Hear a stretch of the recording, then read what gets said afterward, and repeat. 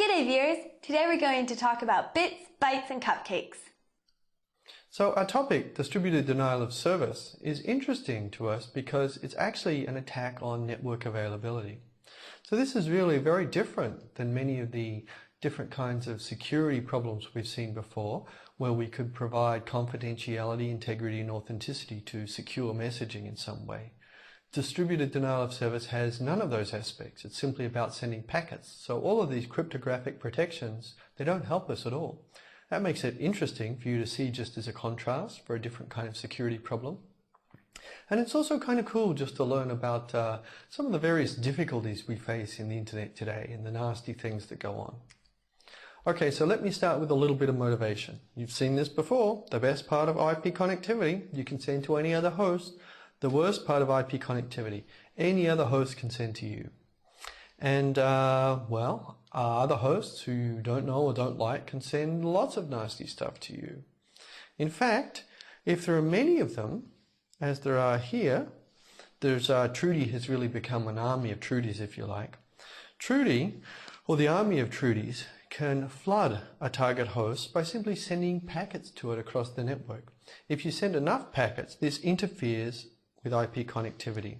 And the host may then become unresponsive because all of the resources in the network and at the host are consumed by this flood of packets. That's going to leave no resources left over for the server or the host over here to interact with whoever it really wanted to interact with. And this is this is called denial of service. Actually, denial of service is a more general term. This is one example, one form of denial of service. Okay, so let's just talk about the goal of the threat model to be clear what it is we're trying to accomplish.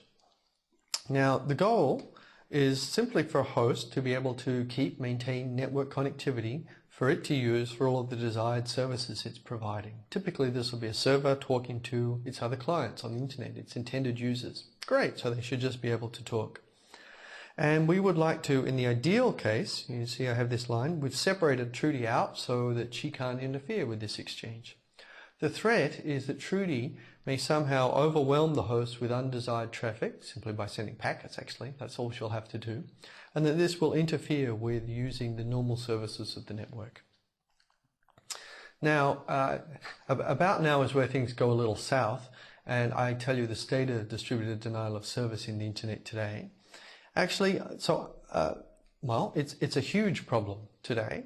Just one relatively recent example is that there have been many attacks on US banks, which are distributed denial of service attacks, in which traffic purportedly from Iran has been targeted at US banks in retaliation for other things, and has flooded all of these bank servers and made them very difficult to use. Akamai, who monitors the state of the internet, in their third quarter of 2012 report, they described that DDoS attacks were on the increase and that actually against the US banks they peaked at 65 gigabits per second of traffic flooding the banks. That is a lot of attack traffic, and you can imagine that could be very hard to deal with, and it could overload pretty much any server you could come up with. Wow, so that's kind of nasty that anyone can just send packets and overwhelm other internet hosts. Now, the thing that's a little unfortunate in the internet reality check for us is that unlike many of these other security problems we've looked at, there really are no great solutions to this problem in the internet today. There are certainly things that can help using CDNs and filtering traffic and all of those things. I'm going to mention them briefly. But because denial of service at its heart comes from simply sending many packets, and that's what the internet does, it's really quite difficult to defend against it. That makes it an interesting but also a very challenging problem. So let's go on and just have a little bit of fun and learn what distributed denial of service is all about. So first of all, starting with denial of service. Denial of service really simply means that service is denied. So a system is made unavailable to its intended users. And typically, the way you'll accomplish this, because we're not really usually talking about bugs in the system that can compromise the host, typically the way you will accomplish this is to simply consume all of the resources of the system. Attackers, if they consume all of the usable resources of the system, there'll be none left over for the intended users, and they'll see a system that's unresponsive, doesn't really work. Now, denial of service could be talked about in many different contexts in computer systems. In the network context, what I'm really going to be talking about when we talk about a system, we really usually mean a server, something that's on the internet to provide a service. It could be just your host tool at home, and you could be unlucky enough to receive a flood of traffic.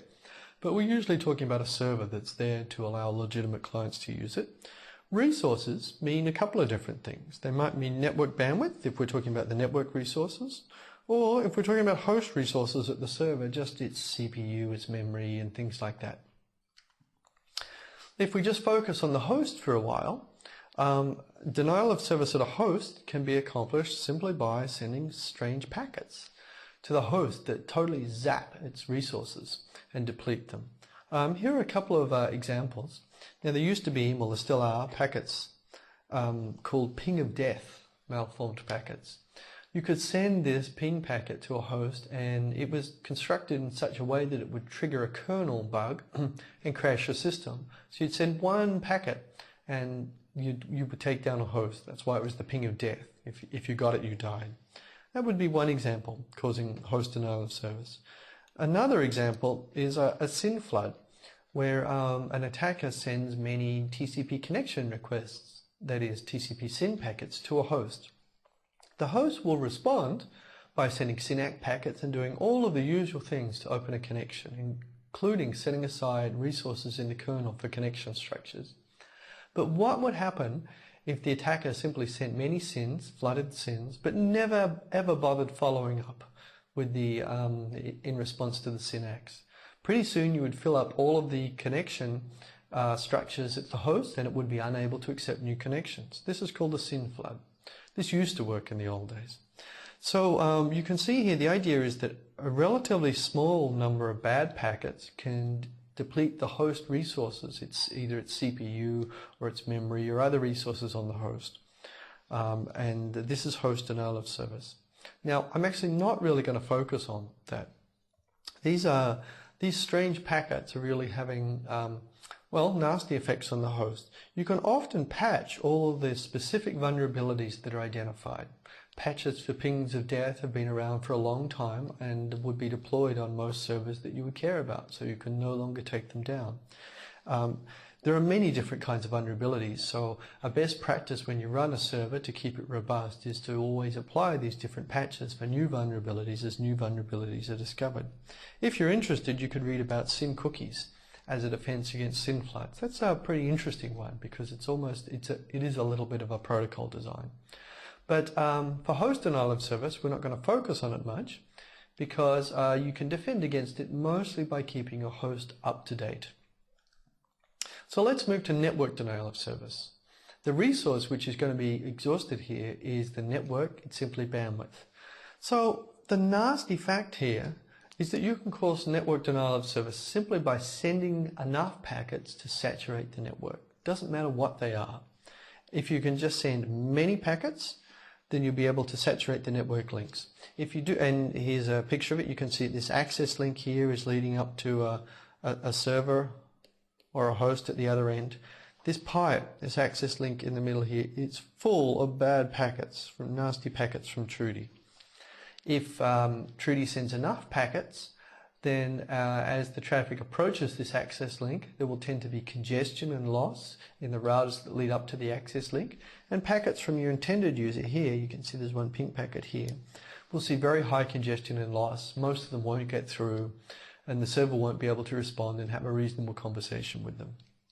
So this is what happens with network denial of service, where the attack is on the network bandwidth. That's the bandwidth inside this link that's leading up to the server. As you might imagine here, if you want to undertake this kind of attack, you're going to want to send a lot of packets. So it's helpful here to have many different attackers. And when you have many different attackers, and they're going to be at different places on the network, this denial of service is called distributed denial of service. There are many distributed attackers, all of whom have it in for you. In fact, it looks somewhat like this. As you can imagine, an effective way to provide distributed denial of service attacks is with a botnet. A botnet is a large network of compromised hosts. So if there really are nasty people out there who have compromised various machines, your home machine could be one of them, you might not even know. And having compromised those machines, they can then use them as a source of attack traffic. There are believed to be botnets that that have many thousands of compromised hosts, maybe hundreds of thousands of compromised hosts. If whoever is running that botnet decides to use them all in concert to send packets to you, you'll receive an awful lot of packets. So you can see here, just all of the different hosts in the botnet. If they simply flood traffic towards the victim, now I've changed terminology to call this server the victim because that's what it is, then the network will increasingly saturate as you get closer to the victim because there's only a certain amount of network capacity that leads up to the victim. Typically the access link will be the most restricted link leading up to the victim. That's why I showed it in the previous slide. And we'll saturate that link, causing congestion and loss, and it's over. Actually, it's even worse than I've said so far. Because when the attackers send packets, they might also be able to falsify their IP addresses. How do you do that? Well, you simply put a fake source address, IP source address on your packet. Historically, the network doesn't check IP source addresses. They're used by the destination to be able to send a packet back to you.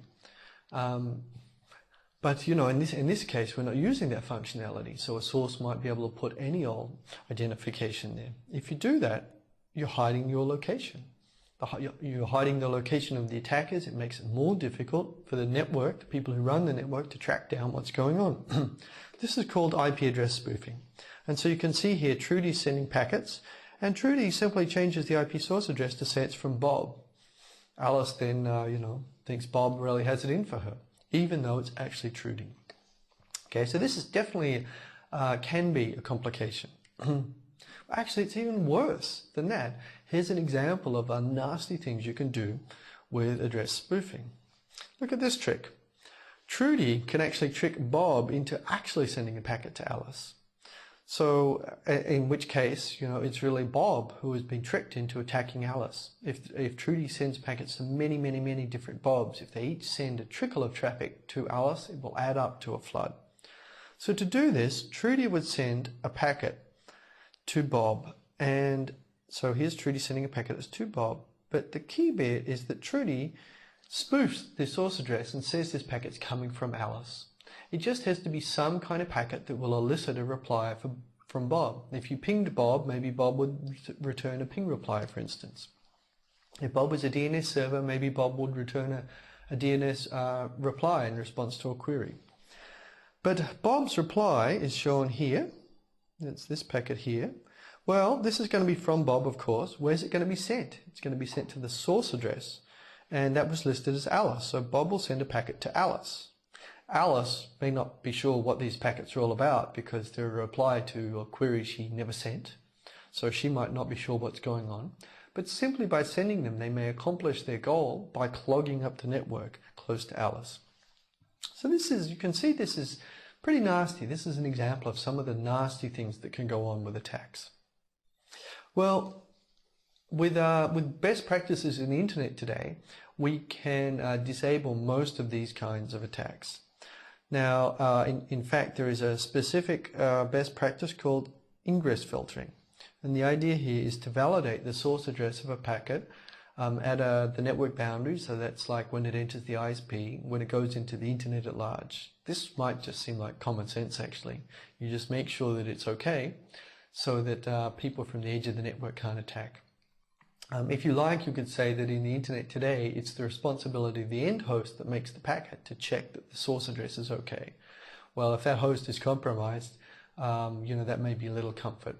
So here we would have the ISP check the source address of the packet. This is actually not too hard to do. Here is the ISP boundary. Now, when packets come in, this router can look at where they come from. It says here they come from Bob.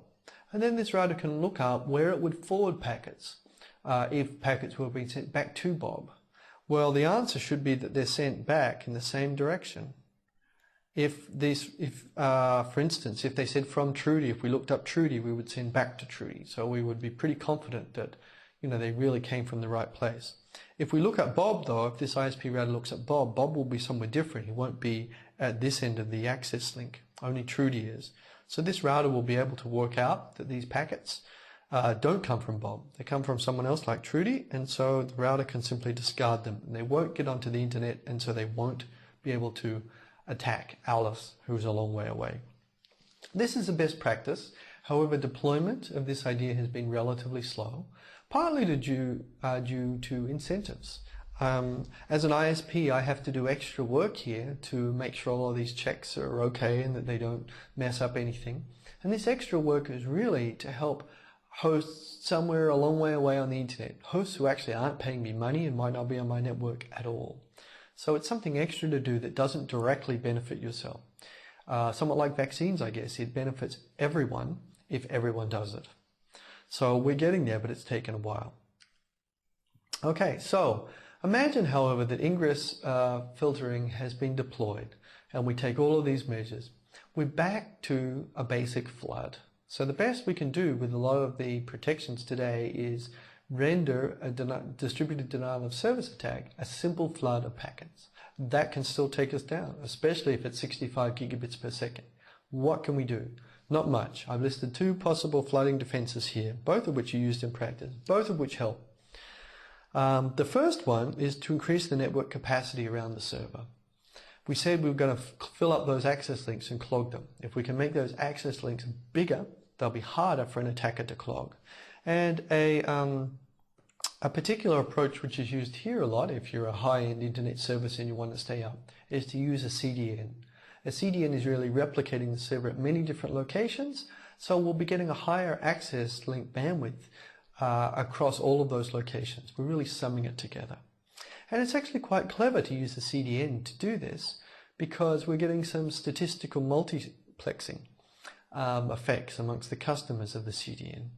To survive a distributed denial of service attack, we want our CDN to provide us with a high peak capacity. And so a CDN should have lots of bandwidth. But realize that not everyone is going to be subject to a distributed denial of service attack at the same time. So we can use the bandwidth of the CDN to protect whoever is under attack right now. Okay, and the second approach, and this is what we really want to do to deal with the DDoS flood, is to filter out the attack traffic within the network. This means at the routers within the network. And really here, the earlier the filtering is done, the closer to the source and the further away from the victim, the better. Because there's more capacity in the network, it won't be clogged up yet. So this is really what we need to do to deal with distributed denial of service attacks today. It's ultimately what's needed. It's somewhat done today, but the measures are employed by ISPs in a fairly ad hoc way. You might need to call up your ISP, for instance, so that they can find out what's going on, and it's not really automated. So now you know the state of denial of service, distributed denial of service. It's a topic on which we would expect to make some progress towards solutions in the future. Okay, hope that was fun.